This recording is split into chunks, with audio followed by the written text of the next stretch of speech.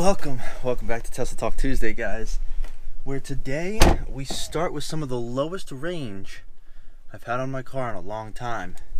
75 miles, guys, and we are even top end limited right here. You can see the little yellow dash line, so this will be an interesting Tesla. Well, actually, it won't really be that interesting of a Tesla Talk Tuesday. Let me get these dome lights on because, well, there we go.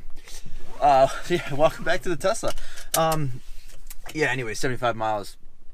See, range anxiety, I did my last video was obviously on this. But if you just take a second to think about it, right, like I gotta drive to work, it's like 40 minutes, but it's like 10 miles. So, plenty of range, still gonna floor it. Although you really do notice a difference when you get low on battery. The responsiveness and the acceleration, it's just not the same.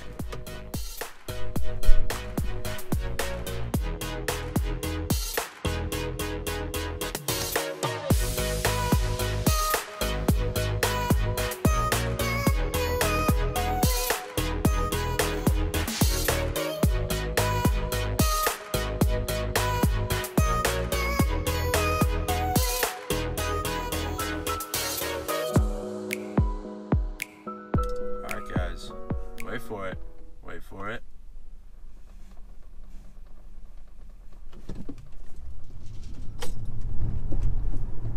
Nope. Still wait for it. Oh, it's trying. It's a little whiny. But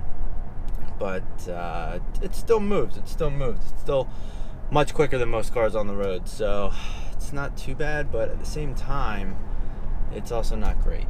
Anyways, we got a lot of news today on Tesla Talk Tuesday, so I'm just going to go over some of it briefly, some of it maybe a little bit more in depth, but not that in depth.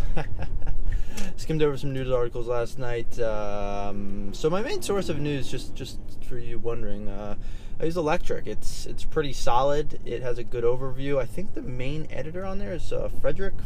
I don't know how to pronounce his name. Sorry for butchering it if I did.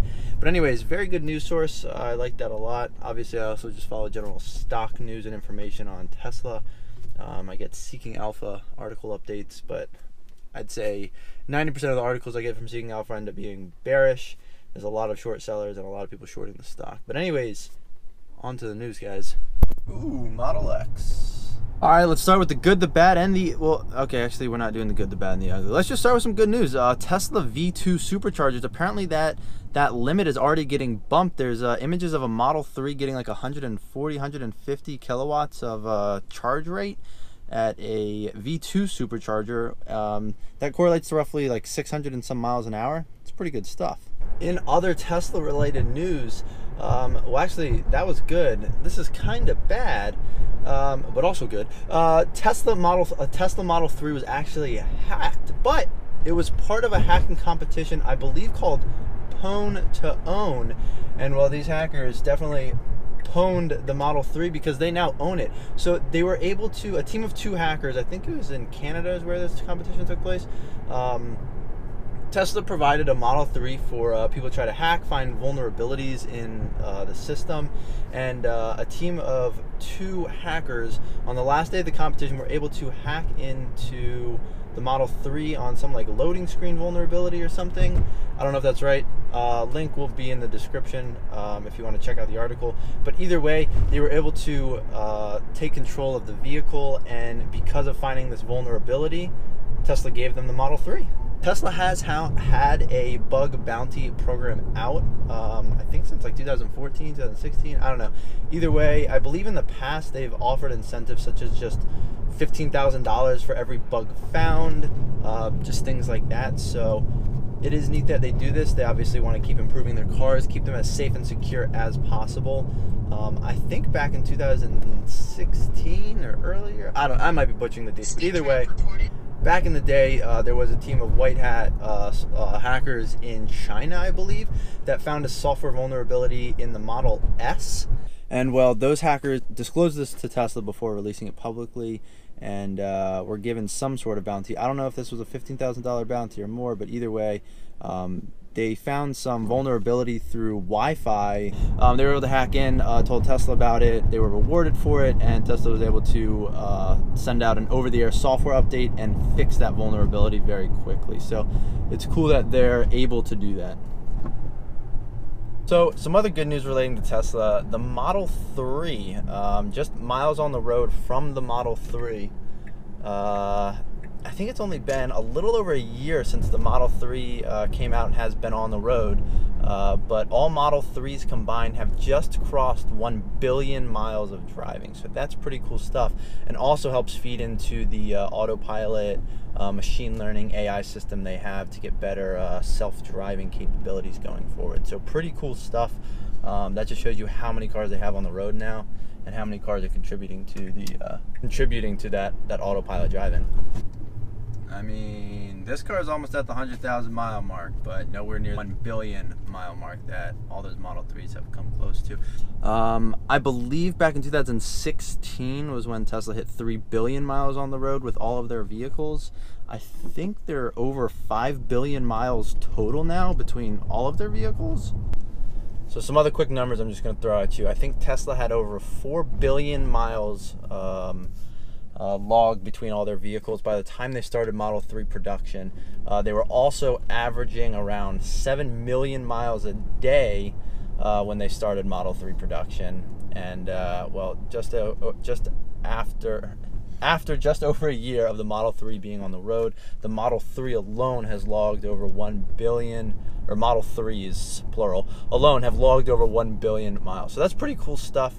I am curious to know what the highest mileage Model 3 is, Model S, Model X, and Roadster are, but I don't know how to find out that information. She's trying. It's just not the same as if you were fully charged, you know. It's just, it goes, but it doesn't throw you back quite as much. Yeah, so you gotta get that full charge. That's another reason to stay topped off, just for the extra acceleration. I mean, you don't want to be embarrassed on the road when someone pulls up next to you and you barely pull away from them because she's a little slow and the battery's low. Anyways, in other non-Tesla related electric news, BMW, after, what has it been, like it's been over like 5 years since they released the i3. I don't know if the i8 came out at the same time, but either way, the i3, my understanding, is BMW's only fully electric car right now. I think that's correct. It's been over 5 years? I don't know, something crazy like that. It's been a long time, and they haven't come out with any new all-electric vehicles. They've had plug-in hybrid electric vehicles, but no truly all-electric vehicles, and they finally released some testing images of an iX3, an i4, and an iNext, I think. The iX3, just like you would maybe guess, is actually the X3, so their SUV, but in an all-electric form, so that should be pretty cool. However, it's not coming out now. It might be next year, so BMW, you need to step your game up. Anyways, I think the iX3 is supposed to have roughly 400 kilometers of range, which translates to like 247, 248 miles of range, which is okay. It's a little bit less than my degraded Tesla Model S battery pack. I get 253 miles. That's from a 265 EPA estimated mileage when this car was new. So I'm still getting more mileage than the BMW iX3 is supposed to get new. However, it is an SUV. But either way, you'd think next year Tesla's just going to be that much further along, have even longer range vehicles. And well, it's just going to get harder and harder to compete at certain price points if you can't provide a certain amount of range. Anyways, so the iX3 is supposed to come out next year. Then in 2021, they're supposed to release the iNext and the i4. Now, those are supposed to have, I think, 600 kilometers of range, which is 320, 30, 40, 50, 300 some miles of range. So that's much better, obviously. The i4, just like the 4 Series, will be a sedan that will be all electric, and the iNext is supposed to be a crossover SUV. So those are 3 all-electric vehicles finally slated to come out from BMW, so it will be interesting to see those. I wonder if they'll stay pretty true to the X3 styling with the iX3. I would imagine so. Their plugins pretty much still look like the same old cars. I think they should, because the i3 is hideous. Sorry to anybody who likes the i3. I just think they're god-awful, super ugly cars, and they really missed, well, it was a brand new platform. They could have done any styling they want. So I don't know why BMW screwed that up so much, because, well, most other BMWs look look pretty good, I'd say. In other but similar but not really similar news, this week on Thursday, the Lightning Strike motorcycle is actually being released, and that motorcycle is supposed to have 120 miles of range. It will be all electric. You can charge via level 2 or fast charger, and well, I believe you should be able to fully charge the motorcycle on, is it 150 kilowatt? I don't know if it goes that high. Either way, they said the fastest charging possible could be around a half hour if you have a fast charger. Otherwise, on a level 2, they say 3.5 hours, which seems a little quick, but either way, maybe 4 hours or so. Not really sure, but pretty cool stuff. And the starting MSRP, much cheaper than Harley Davidson's, is only $13,000. That's not a bad deal. Well, as you guys can see, we're obviously in the garage, but in case I forget this afternoon, that motorcycle is supposed to compete with other like 600cc motorcycle in that class, so like the R6, the CBR 600RR. Luckily, there's only one Model 3 plugged in here, so we're gonna go ahead and pop into a charger as well.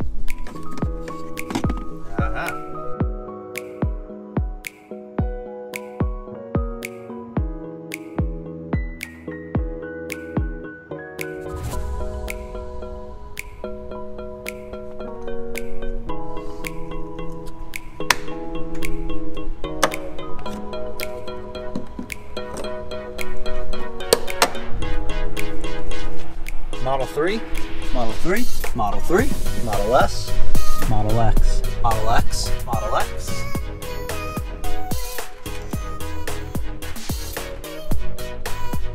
We got a couple more things to cover, so let's get right to it. So Tesla seems to be further delaying the standard Model 3 battery pack. I don't know if it's because they're trying to upsell people potentially. They've sent out a message. I'll put that on the screen because I don't know the exact wording, but they're not giving a date of how long they're delaying it or until when they're delaying it until. They're just delaying it, and supposedly I think trying to upsell people on the standard plus Model 3, which is only $2,500 more, which isn't a lot, but it's still an extra $2,500. So, but obviously that helps them with margins. But it is interesting because it's towards the end of the quarter, and well, you'd think they'd just sort of be trying to get as many cars out the door as possible. So it is interesting to see. I don't know if they break out like deliveries by what people are ordering or not. So yeah, I don't know if we'll actually know like how many standard Model 3s, how many standard plus, how many long range, how many performance Model 3s, that kind of thing. But either way, they're delaying the standard Model 3, which is interesting. If anybody's gotten a Model 3 and would like to comment below a standard one, that would definitely be interesting to know. So yeah, this is based on my reading of Electric's article. They also don't know anybody that's gotten one. I'd be curious to see what the interior really looks like in person. Also, acceleration is back, baby. Let's go. All right, 194 miles of range and accelerating. Woo-wee. So much fun. It's just too much fun, guys. I mean, you're going to go through rear tires if you have a P85 because it's rear wheel drive, but it's worth it. It's a blast, and you just accelerate as much as you want. It's too much fun. It's too much fun, guys. You have to accelerate. Wait for it. Wait up. Green arrow. I got a green arrow first, so we gotta wait on them. Wait for it. Woo-wee! Why not, right? Why not? Now, on the other hand, in Germany, Model 3s, actually more Model 3s than ever have been delivered there. Granted, Tesla is only delivering, I think, the 2 most expensive Model 3 options there, but I think they're getting close to, I think they have 5,000, they're getting close to 5,000 deliveries, I believe. Which in 2018 alone, I think they had less than 2,000 deliveries. So that's huge. And these lower price Model 3s are probably only going to increase demand, which is probably going to push the other German car makers, what is it, BMW, Mercedes, those are the top sellers obviously for like the lower mid-market sedans, to push all electric vehicles, which obviously we see BMW is doing, except the i4, for example, and the crossover, the iNext, aren't coming out until 2021. So it's still a little ways off, but maybe Tesla will push that process and force them to come out faster. I don't know, but it is very interesting to see all of the move towards electric, that Tesla has really been the one to start. Just seeing how successful it is. If you have good range, good pricing, orders will follow. So last but certainly not least, electric airplanes, guys. So a company, I believe they're called Harbor Air. So Harbor Air is partnering with this other company called Magnix or Magnix. I don't know what it's pronounced like. But either way, it's a company that is making electric engines or airplane engines or whatever the use is. I don't know. Maybe they're just putting them into planes. Either way, they're teaming up. They want to electrify their fleet of around, I think it's like 30 seaplanes. So Harbor Air operates in the Pacific Northwest, like Seattle, Vancouver, Victoria, US and Canada areas. They have a couple different flight routes, but what they're trying to do is they're partnering with Magnix to electrify their 30 seaplanes and have the first carbon neutral airplane fleet, which would be very interesting if they can do this. So by the end of this year, I think they're hoping to do some test flights. So I don't know when they would actually have fully electric planes like operating in their fleet, but either way, very interesting to see that they're doing this. Very cool stuff. I wonder if planes will also go down in price, like plane tickets, because well, it's much cheaper, for example, to charge an electric car than paying for gas. So I would assume it would be the exact same for an airplane. Airplanes use a ton of fuel, and that is a huge cost for airline tickets. You would also think the maintenance would be less, just like on electric cars. Maintenance would probably be less on these electric planes. So there's a lot of things that may or may not offset each other. Anyways, it'll be interesting to see the route of this stuff in the future, and if prices drop and all that stuff. But very cool stuff. But that's the main stuff that's come out this week. I'll put Electric's website, I think it's electrek.co.